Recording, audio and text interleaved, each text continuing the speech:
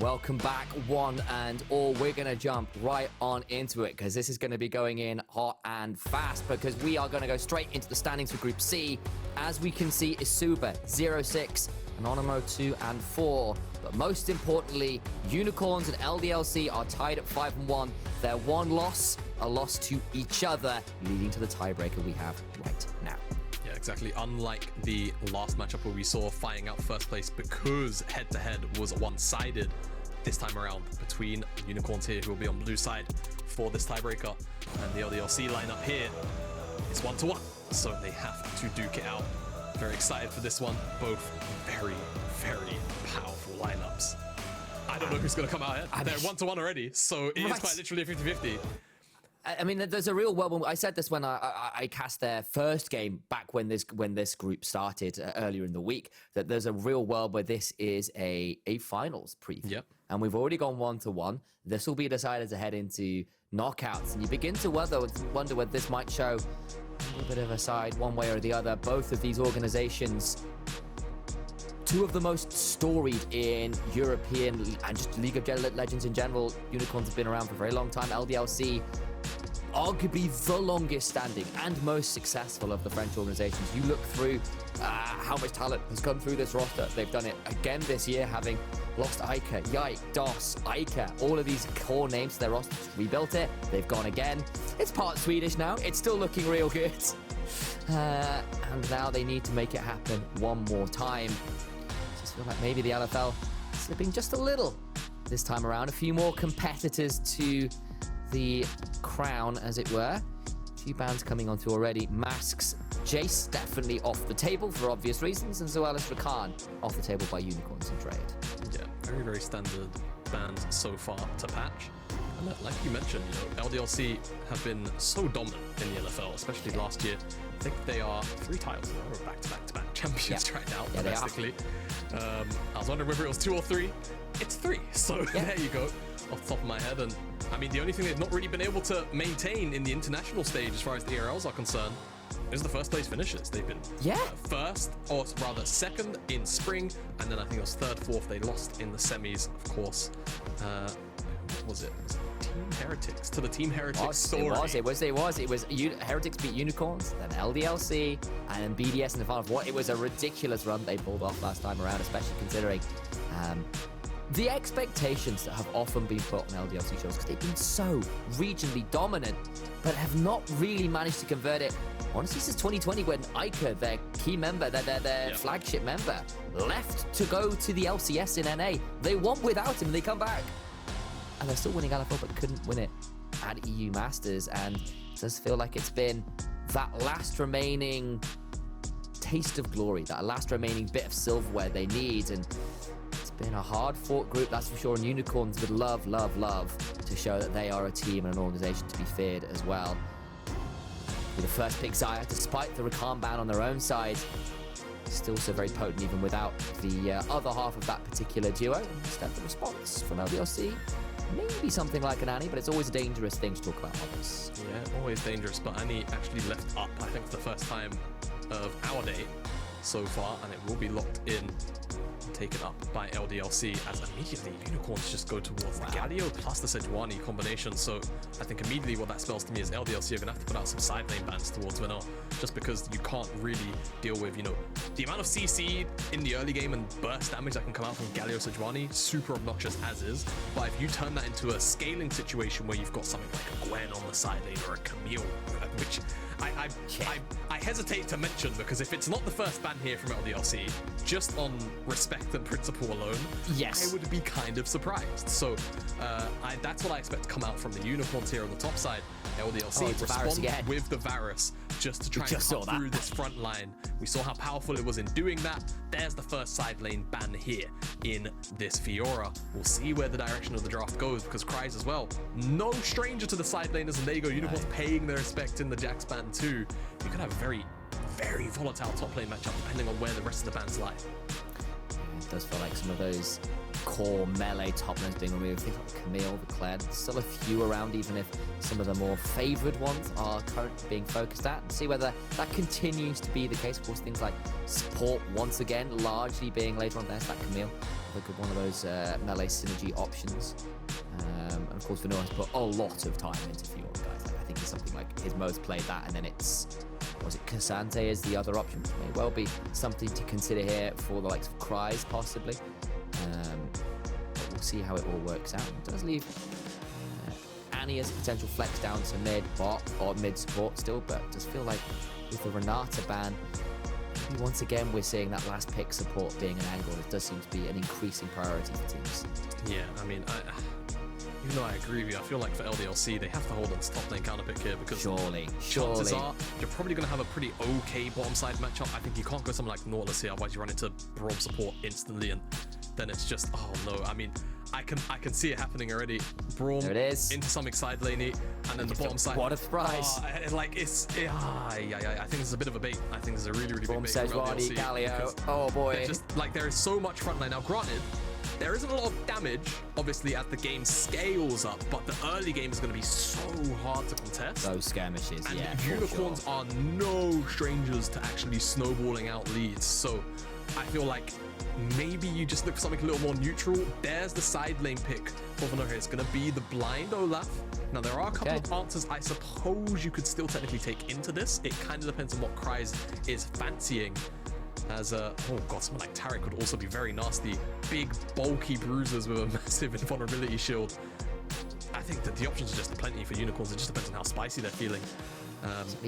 Braum was the one you highlighted, but they could definitely go touch harder than that one. Yeah. They're going back towards it, and Lekcyc will lock that in.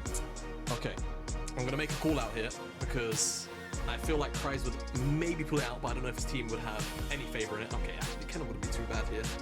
Kenna would be alright, very short range. Counter engage option. I'm going to say counter engage, dive option, Alawi. I know Kryze plays it because he used to be Torx player. So yes, I know indeed. that he floated the idea past him at least once, but it seems like we'll just lean in to the Gnar, and I think that's all right. You know, ranged matchup into the Olaf. You always have to be careful when you're in the mini form because you can easily get run down, no doubt, even with the hop. Kryze currently hovering over the Ghost, so we'll see whether or not he actually maintains that summoner spell for now. Often there's a choice into the Olaf because it means you trade Ghost for Ghost rather than having to pop the flash. It's often a force. So it's about kind of the trade-off, right?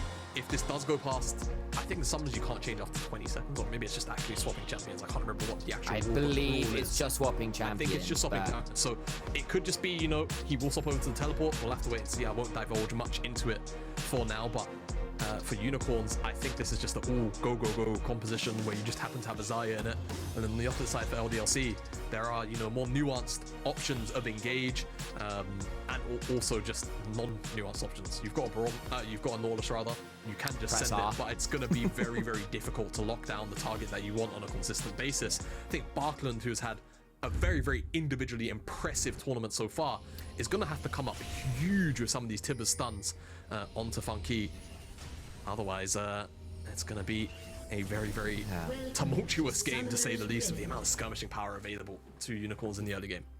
If you dive too aggressively, and then you've got the Galio, Sejuani, Braum, and the Xayah all there to make that a very difficult prospect, or you end up being on the wrong end of a Ragnarok ghosting Olaf with a Galio and Sejuani and Braum following him up, then, you know, there's a lot of difficulty there. You almost have to play this one kind of as a kind of a 1-2 punch. Be careful, or time out those cooldowns from LDLC. Well, I think they've got the tools to do it, don't get me wrong, but they have got to be very careful with both their choice of disengage and engage, it feels like, this game. They do. They absolutely do. I think for Unicorns it's not a problem. They can kind of do whatever they want. Yeah, press R, save someone, press R, go in. LDLC, I think, really have to pick and choose their targets. Again, if they can get over what I expect to be a very high tempo and fast paced early game from Unicorns, great, fantastic. But it's about getting over that hump and making it to the mid game where there's going to be a little more wiggle room in the sense of actually having more attacking options available to you in the damage department. Until then, though, it just, you know, you look at the options for White. You know, you try to go top, well, Olaf just goes away, or he tries to turn around to level 6 and actually, you know, look for a one-for-one. Mid lane, always going to be a little bit difficult. Mask should be alright in the health department. You know, he can always just kind of throw Qs from max range. Passives on a very short cooldown, works as a very strong wave clear tool. And then on the bottom side, playing as if you're into Braum. So it's going to be continually very hard unless the trades end up going in Jeskla and Zoelys' way. Fun fact, Mask's played one game of Galio so far this tournament. Did he win? And it was in their win over LDLC. Yeah. So that was earlier today, of course. And while it wasn't on, and that's a big deal. Like that was the game they won, and they bring it back out again here. And Mask, kind of apocryphally so in some ways. So the legend goes that Febiven was saying that Mask is the player that he has found put him under most pressure in lane since he was laning against FLICKR internationally. So the legend goes anyway. So this guy has been a real superstar for Unicorn to love alongside Peach. But this time they're on a little bit more of setup and facilitating duty. They might not necessarily be the carries, even if they can be the ones to start or save things this time around. Yep, but we're about to maybe see how much burst damage this duo has. Oh, Backlund has to flash, still gets sunned up, and that's a lot of CC. Nowhere to go, and you ask Backlund to be on point with the stuns. He's down for the count 3 minutes into the game. Bear in mind, Backlund had to blow flash in that exchange, still got put up in the CC and died. So if Mask wants to go for it again on a regank with Peach, they definitely can look, as long as they know where White is. Ignite was exchanged there, but no larger trade. And I mean, it's good flash away from Backlund, kind of. I mean, all for the minion. Good flash away from the Justice Punch. It seems like Mask would have actually been sure of it, to be honest, but unfortunately Peach comes out, still actually gets the gap closed, slows him, brings him in range for the taunt, and again, the chain CC is just not really playable. What can't Peach do? You know, movie star now, obviously with the Mario movie coming out, also a League of Legends, you know, pro jungler. It's pretty impressive, really. How does she do it? How does Peach do it? So talented. You know? Also excellent fruit. You know? Also an excellent fruit. Yeah. Don't really know where to go from that one. That was poor even by my standards. I'd apologise, but you know, I'm just gonna you know, the worst part is there's not even like a fruit reference elsewhere to make in this game. Like that is it. Like it's just driving me bananas, mate. Do you? I'm like, I've got to be up early in the morning. I can just leave. Like I mean, that's apples and oranges, mate. This and that are completely different things. Don't start this with me. All right, well, I concede. I lost. My bad. I should never try and fight that fight. Yeah. Don't have sour grapes, mate. All right, enough of this. Well, we're left with a game that, you know, actually Unicorns Love off to a good start. They make the combo work in mid lane. They didn't have to blow any summoners to it. And Backlund now, as said, in a slightly tricky position, a precarious position without the summoner, could well be in danger, especially once you kind of want to be using that flash aggressively as Annie, especially once your level 6 is coming through, and that's now unlikely to be available, at least for the early levels of Tibbers being available to you. Dragon spawn, still 3 minutes and something like a Herald, so it really is just what can be gained from the early phase of lane right now. Yeah, I like that you bring up the Herald fight, because I wanted to also mention how Olaf can be very, very powerful in a couple of minutes' time once the Ragnarok is there. Also, funnily enough, I feel like a lot of champions would actually struggle into Mini Gnar, or into Mega Gnar rather. Olaf is probably one of the few champions that likes it when Gnar goes into Mega. Just like, try me, I will fight to the death.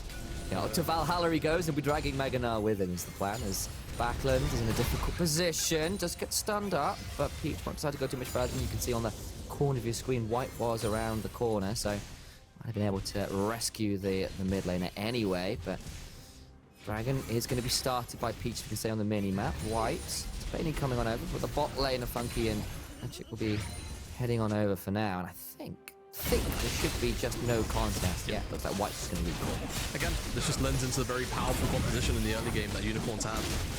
Lane priority across the board, skirmishing power leans more in Unicorns' favor, and LDLC, I think, for the very foreseeable future, are just gonna have to kind of sit on their hands. They can't really look to get aggressive. If they do, counter engage is just so powerful. I mean, what do you That's do? the door, and that means Zoelys burning down the LFL MVP. Looking a little less than most valuable right now, but the turnaround for Jeskla, we saw this earlier. Maybe I spoke too soon. I apologize, Zoelys, you knew exactly what you were doing. Double kill over to this Varus, but Peach gonna try and come over, but look who's around. White's here as well, and that means Peach is in danger. Flashing on trying to get that permafrost, it's not enough. That means 2 kills and an assist over to the Varus. We saw what happened when that champion got ahead just last game. Yeah, Unicorns just overstepping their bounds, and the engage also goes on to Zoelys because he's obviously overreaching, right? Goes to the dredge line. It's not generally a very good engage, but the fact that they overreach this door as well drops very early. So you can see Jeskla all the while. Funky's, auto-attacking the support. Jeskala's just auto-attacking Funky back. That's it. And first damage comes through. And it's okay if you make this play if you have Mask moving down with the ultimate, but you just don't, right? And yeah, again, same kind of thing for Peach here, a repeat of that, where they just don't have Galio in the wings ready with the heroic entrance, so eventually just kind of ends up donating another kill over. And I don't know whether Blade Caller was on cooldown, but there was a lot of feathers on the ground that were not pulled back, and you wonder whether that might have been a difference maker as well. Still, 200 gold the advantage to Jeskla, because of course, was down a fair amount of CS before this, so still a game that's literally dead even. In fact, about less than 100 gold between them. You can see them knocking up to equal decimal points pretty much simultaneously as it stands at the top of the screen. Peach going to head on over to the Heralds, and kills are even enough. The early objectives have thus far been going the way of USC. Definitely have been, and again, now at that 8-minute mark, Olaf, really powerful. Kryze also just timed out of Gnar, I believe, so definitely no contesting now. The first move would come from Mask, as you can see, high up in the lane. Can't be contested. Another attempted engage, but Zoelys gets out of vision, will not have that concussive blows that come on through, and instead the turnaround with that Chains of Corruption forces for Braum to flash on out. Yeah, I really have to give credit to Jeskla specifically. Yeah. Just because of the way he's been able to turn around. Not only that trade where he got 2 kills, but this trade just there, forcing the flash. And it's just, small little victories, right? Again, this is not necessarily, the best lane matchup 2v2 in the world to play out. It can be quite frustrating, but doing a very good job of navigating it so far. And just making life as difficult as possible for the bottom side of the Unicorns. Still, a very tight game, very close game, and certainly one that Peach might be looking to make a little less close, as Roam down here looking for a little lane gank to make the most out of this rift hole. But you can see on your mini-map that Backlund and White are in the river and looking to come down themselves. Getting ourselves a skirmish, here we go. Zoelys ignited, and it kind of fizzles out before it can really begin. Now Peach should be on vision, but I wonder whether both junglers are about to run into each other. There you go. Charging on forwards now. White it's the worst end of that trade, but doesn't really amount to much more than a little bit of HP. As throwing out Winter Spite does land onto Zoelys, but he's a Nautilus and just Spider-Man's away. Yeah, I do gotta say, we have to see Mask move out of the mid lane now. Please, he's been holding Backlund in the mid lane great, but he's not been able to actually have any map presence in the first almost 10 minutes of this game. And don't forget, hero arrives precisely when he means to, Jamado. That's true. Neither early nor late. For a hero, yeah. For a hero, there is no such thing as a late entrance. Yep. Son Goku will teach you that very well. I'm actually wearing my Goku shirt today. Oh, no joke. Yeah. Super Saiyan Goku shirt. Nice. Probably just, I think you're only seeing like the top of the hair on the camera, so there you go. Yeah. But, didn't notice. That's appropriate. Very, very appropriate. I thought you'd like that. It's kind of why I chose a shirt because I thought you appreciate that. Aww. I know, right? Yeah, see, I think these things. It's great. I know.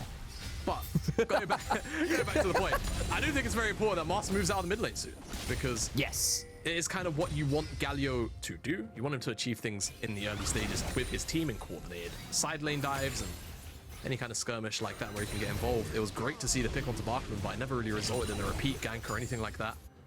So Unicorns, I feel like, haven't necessarily been as aggressive as I feel like they've had the access to be inside of their tools so far, and it's definitely allowed LDLC to kind of just have a very, very calm, for the most part, or I suppose more steady early.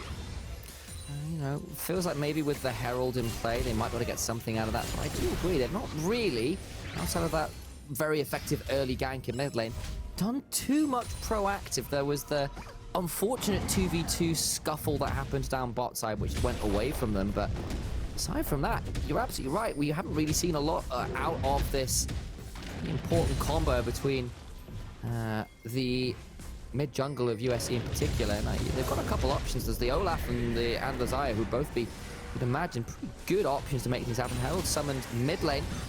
It's gonna play it a bit down, not quite the whole thing, but with Dragon alive, it buys pressure to allow them to move on over to start that one up. maybe not. They're kind of halting around, waiting for Rift Skull to spawn. Yeah, okay. I mean, one thing for sure, his first move should always come from Mask. Should. Being the operative word. Operative word, yeah. Yep. I was searching for that one. I was like, what is it? It's operative. And hopefully the Unicorns will be able to get things going very soon. Is Peach looking for this because it upgrades to Smite? No, he's actually got the upgraded Smite already, I think. 11 minutes in. Actually, the icon looks like the first one still. What am I looking at?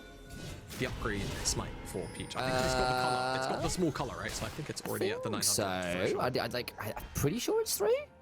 Yeah, he's at 900. He's not at 1200. Oh, is that, yeah, he's got 900. 9 stacks left. Never mind. Yeah, he's well past. Yeah, he's 900. He's not round. He's not to part 2 yet. No. But Smite Boogaloo. Smite Boogaloo. Yeah, that's what I thought he was going towards the crab for. But I didn't realize how deep in and how much CS both these junglers have actually taken. They've been full clearing on repeat, man. I'd say that's quite a lot of CS for 30 minutes into the game, you know. Seen a lot of pro games being more like 100 at 20 as a white, taking low, is forced to burn the Cyclone. Ult for not too much burned on the other side by USC, just some basic cooldowns, and maybe they can head over to the Dragon now knowing that that important ultimate is down on the side of LDLC, but it has been a tense kind of stare down of the game so far. Stare down is one way of putting it.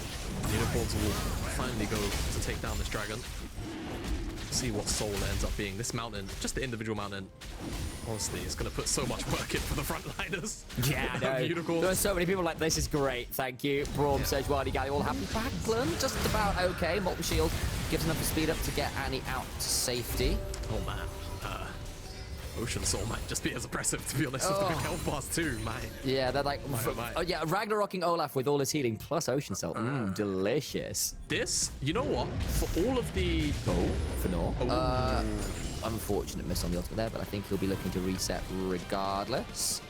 For all of the slander that the community gives Chemtech Soul, because it deserves it, it's a very situationally good soul, and that's most souls are like generally pretty good whatever. Some better than others, don't get me wrong, but Chemtech is very situational.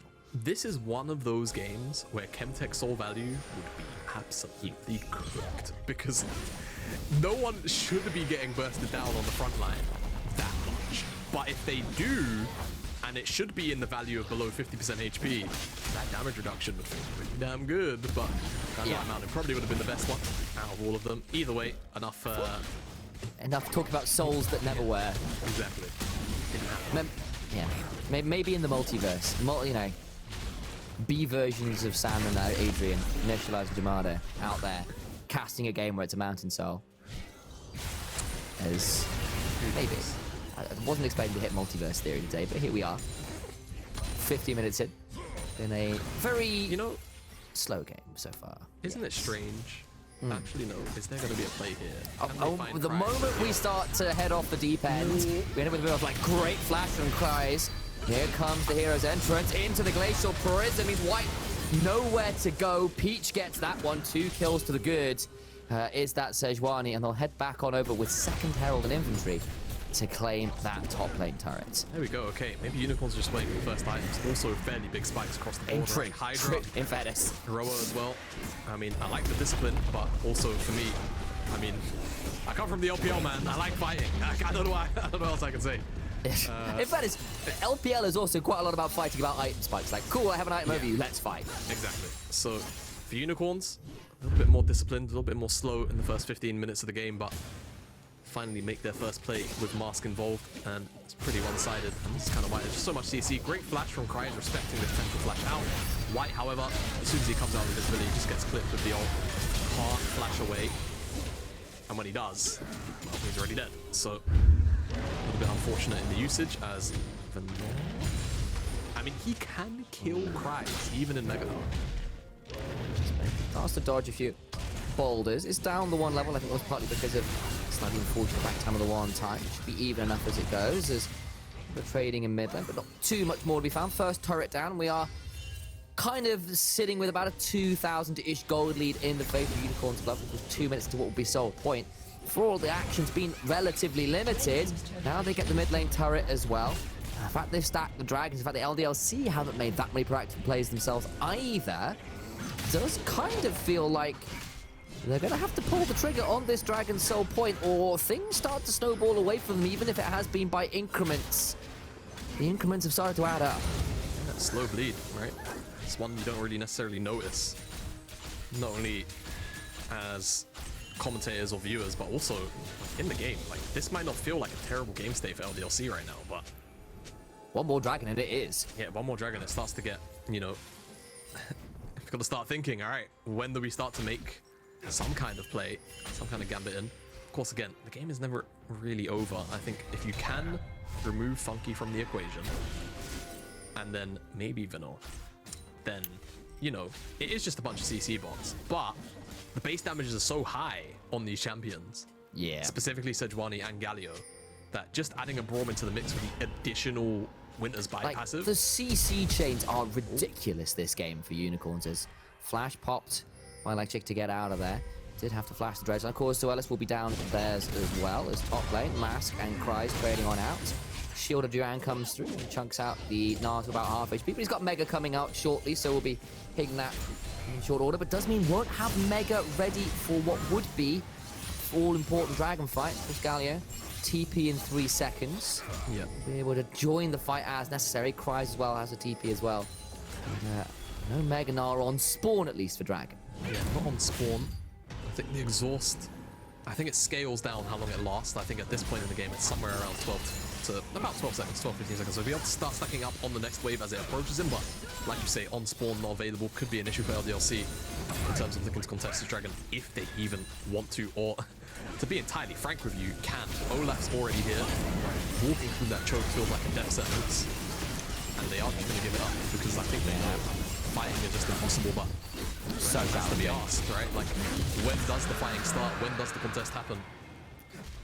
Because And I think in some ways we were a little bit perhaps critical of Unicorns and Yo when he uses your plays, but you see as well have been ones without too much proactive plays. But the moment we ask them to do something, they get the flash out of Mask. Flash forward from Backlund, but there is Funky, and that means Backlund blows their flash for naught.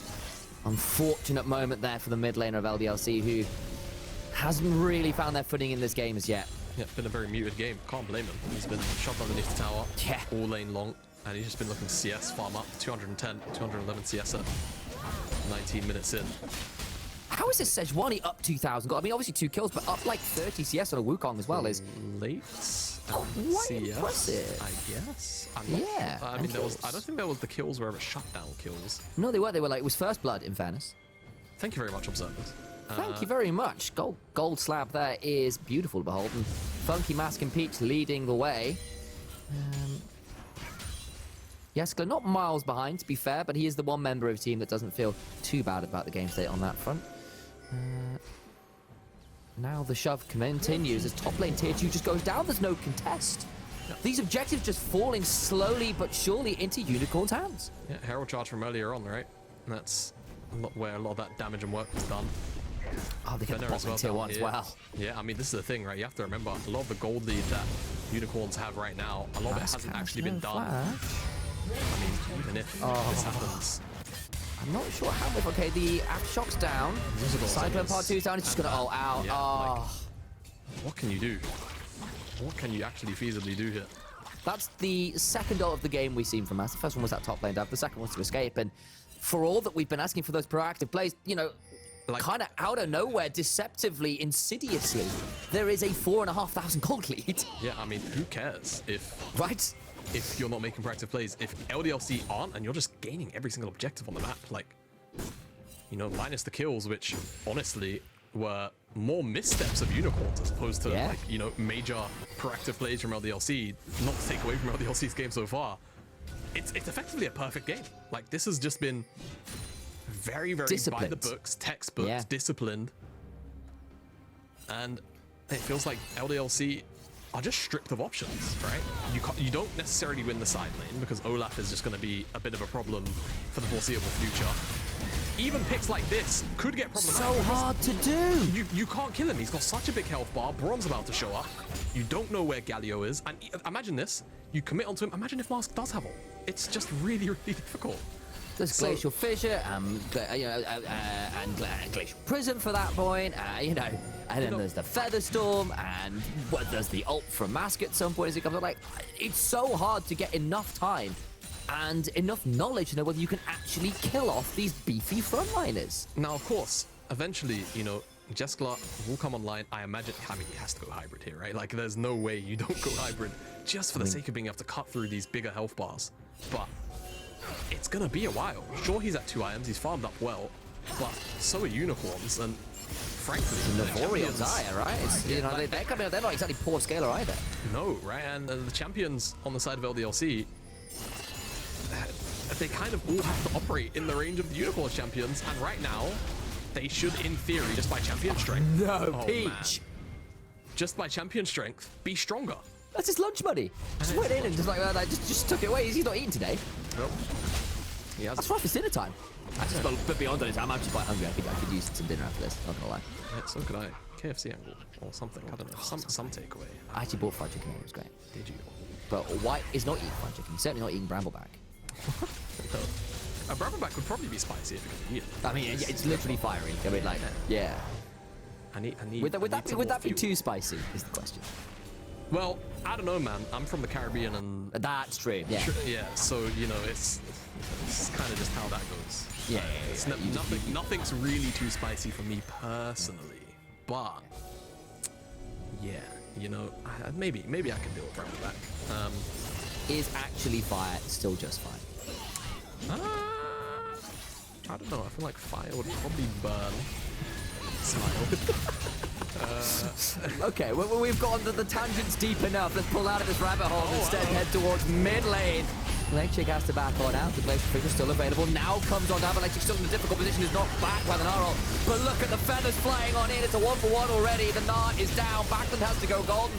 And just the CC chain is brutal. Jeskla, though, is still pretty tricky. And right now, Venour not here. He's going on to a tier 2 in the bot lane. And Jeskla in the 1v2 just can't do enough. You go 2 for 5, you lose your tier 2, and that was a 4v5. Your Olaf wasn't there. I'm just gonna say it, and it's very rare that you actually see it in action. This is just a draft diff, isn't it? Like, you cannot play the game as LDLC. 4 versus 5. Venour is a 2-item Olaf, and they're chasing in a choke. If he's there, they get slaughtered.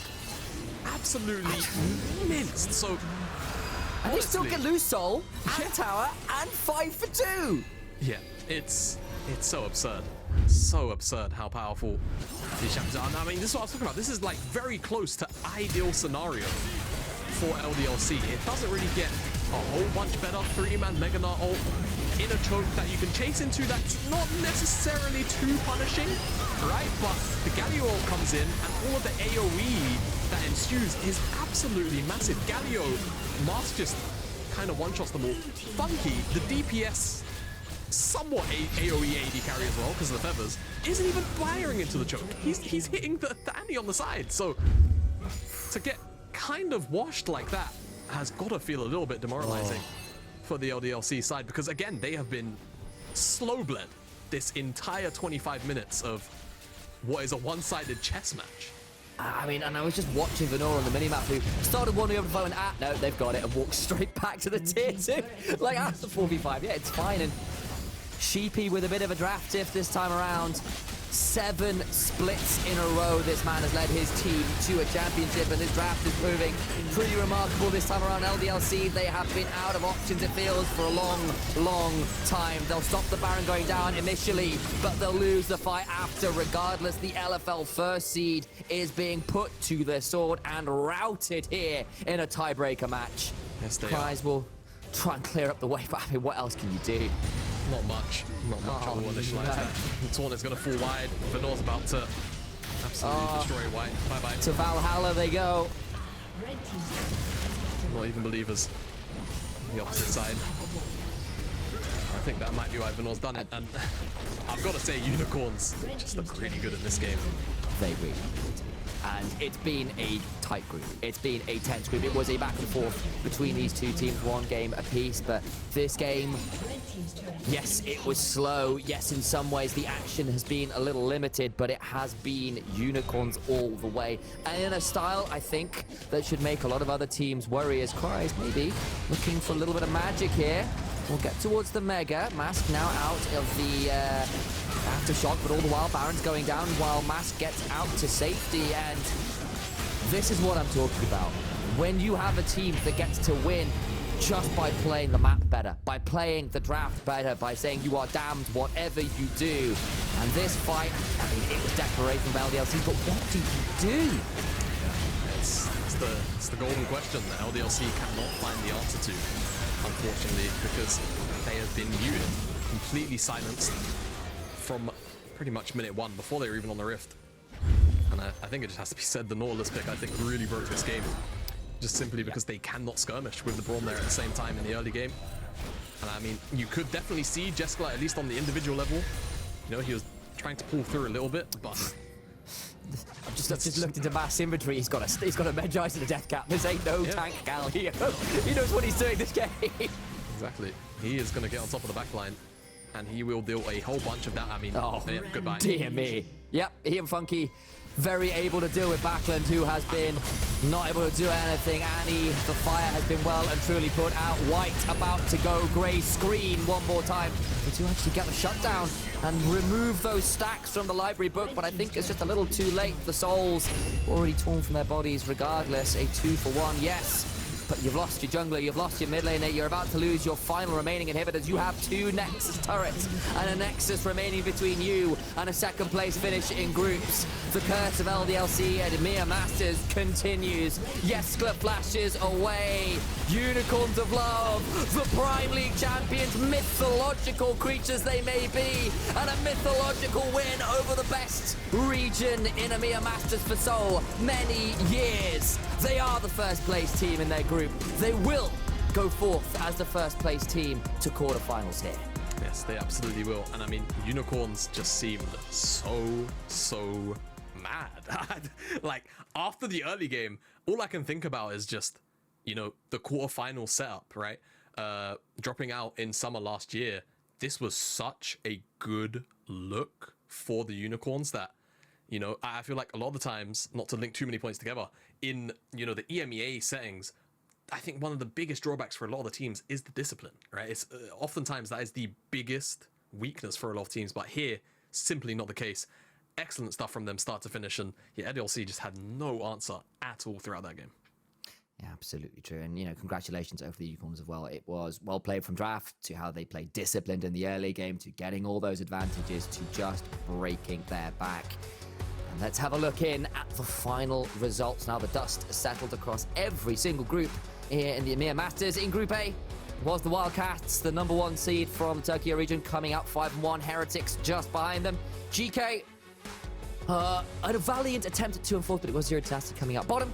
Group B, Matchco, we saw them come out ahead earlier on today. Movistar Riders will be coming out second with Foot and Aegis rounding out the bottom of that group. Of course, we just saw Unicorns edge out LDLC in Group C with Anonymous and Asuba heading on home.